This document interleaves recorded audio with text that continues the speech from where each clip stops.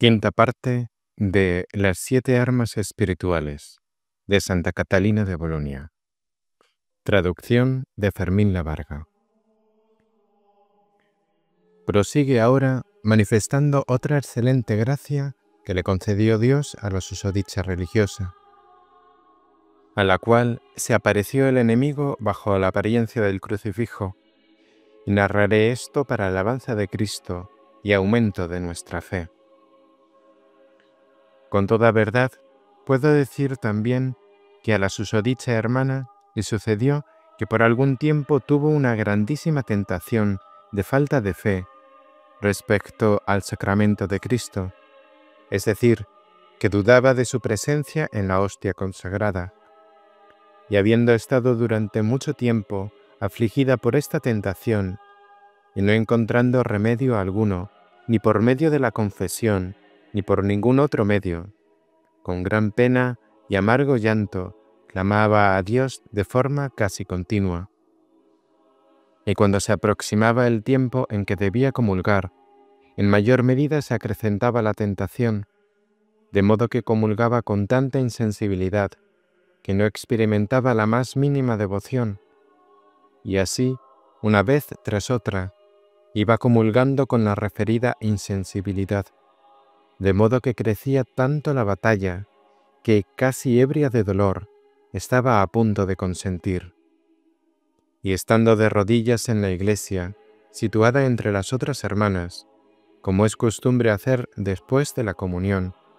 era tanta la aflicción de su corazón, que ya se levantara o volviera a arrodillarse, ni se percataba de ello, ni encontraba lugar ni reposo. Mas la benignidad de Dios Altísimo, que ordena la batalla y el tormento, prepara también la victoria y el descanso. Y así, encontrándose una mañana en la iglesia del presente lugar y estando en oración, Dios visitó su mente y hablando intelectualmente con ella, le dio abierto conocimiento de cómo en aquella hostia, una vez que la consagra el sacerdote, estaba verdaderamente toda la divinidad y la humanidad del mismo Dios nuestro. Y le fue mostrado cómo y en qué manera era posible que bajo aquella pequeña especie de pan estuviese Dios y hombre en su totalidad. Y brevemente le dio conocimiento de todo lo concerniente a la fe en este sacramento, apartando así las batallas y dudas que había tenido y pudiera tener en el futuro, y resolviéndolas todas con bellos y naturales ejemplos. Y además de esto, le mostró cómo en verdad la persona que comulga sin experimentar ninguna devoción no deja por ello de recibir la gracia del sacramento, con tal que tenga recta conciencia, aun cuando en su espíritu esté tentada contra la fe y experimente cualquier otra contradicción, siempre y cuando no consienta,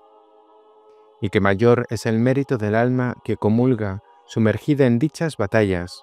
soportando con paciencia la tempestad espiritual, que el de aquella otra que comulga con gran dulzura y suavidad. Y también le fue mostrado cómo y en qué modo era posible que el Hijo de Dios, Cristo Jesús, se hubiese encarnado por obra y gracia del Espíritu Santo, y nacido de la Virgen María sin romper su sacratísima y purísima virginidad. Y le fue dado abierto y demostrativo conocimiento y entendimiento de la Altísima Trinidad y de muchas otras cosas notables, que no refiero por mi poca memoria, y también por pura imposibilidad. Todas las cuales cosas le fueron mostradas la referida mañana, por cuyo motivo permaneció su alma con tanta consolación y libre de las referidas tentaciones, como si nunca las hubiera tenido. Además de esto, la primera vez que comulgó, habiendo recibido en su boca la hostia consagrada, experimentó y gustó la suavidad de la purísima carne del Cordero Inmaculado, Cristo Jesús. Y aquel sentimiento y gusto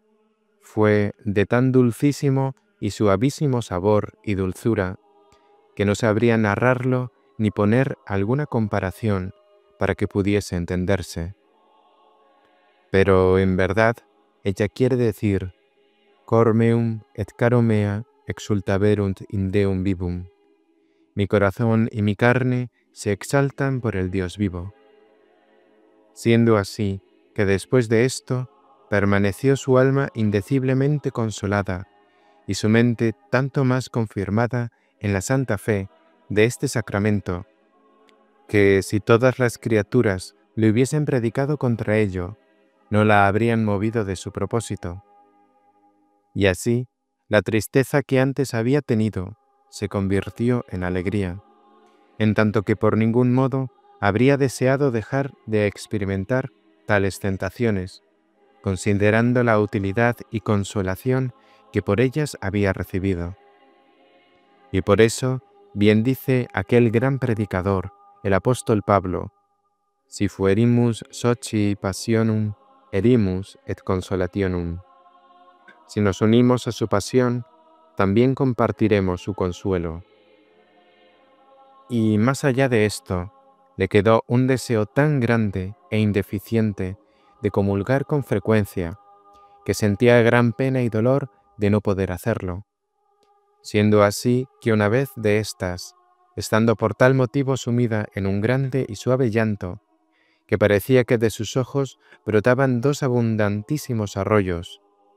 en aquella misma hora sintió verdaderamente que su alma comulgaba por la bondad de la divina providencia. Y esto fue así de un modo que ni se puede expresar ni comprender. Para alabanza de Cristo y para confortación de aquellas nuevas plantas que todavía no están perfectamente estables en el conocimiento de tan inefable e incomprensible sacramento. Y esto sucede porque nuestra mortal ignorancia no es capaz de comprender en su totalidad los divinos misterios. Por tanto, queridísimas hermanas, si alguna de vosotras, por divina dispensación, fuese molestada de la susodicha tentación de falta de fe, mientras no consienta, que no tema, antes bien, recibid con fe a aquel que, por su infinito amor, se digna a venir a vosotras. Oh inefable y profundísima humildad de Cristo, quien no solo se anonadó para tomar nuestra baja y frágil mortalidad, haciéndose obediente hasta la muerte, sino que al presente y hasta que se acabe el mundo, se aviene a ser obediente y sujeto a descender cotidianamente al pronunciarse aquellas sagradas palabras que Él mismo estableció, en tanto que sean proferidas por los sacerdotes, los cuales, a pesar de ser hombres mortales y sujetos a la culpa, en razón de tal y tan excelente oficio, deben ser del todo santos y celestiales.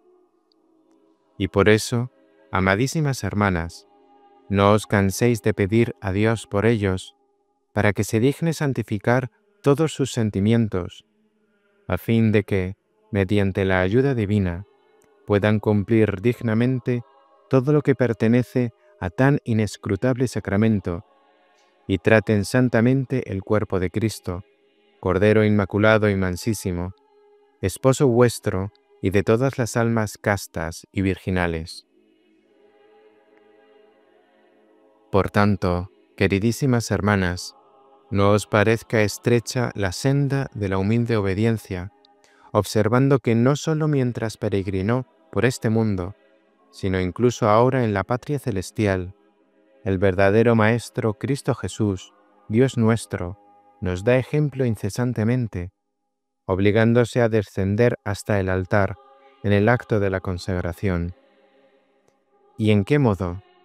Ciertamente bajo la especie de pan, para darse como alimento al alma que todavía peregrina. Por ello, oh alma gentil, no te hagas tan vil que no tomes de aquel que a ti quiere venir, viendo su bondad ser tan cortés que de su deidad te hace gran merced. Corred, pecadores, y no mendiguéis, pues Él se ha hecho comida para que de Él os alimentéis. ¡Ay de mí! De qué gran error lleno está el humano corazón, que de tal alimento quiere mantenerse alejado. Por tanto, queridísimas hermanas mías,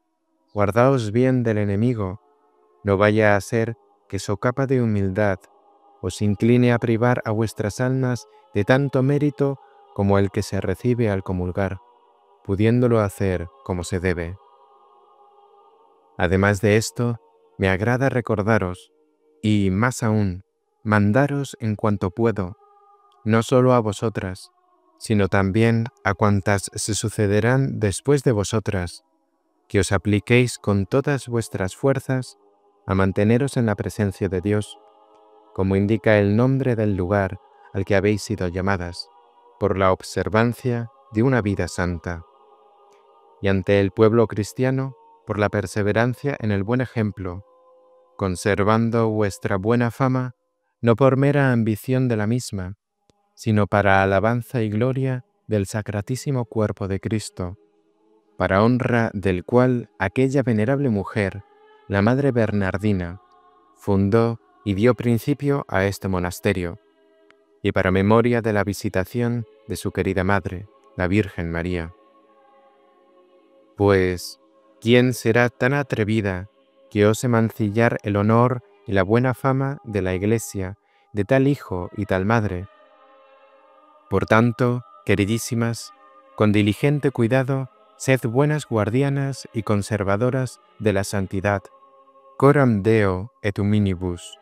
ante Dios y los hombres, para alabanza de Cristo y la salvación de todos los miembros de su cuerpo místico. Amén.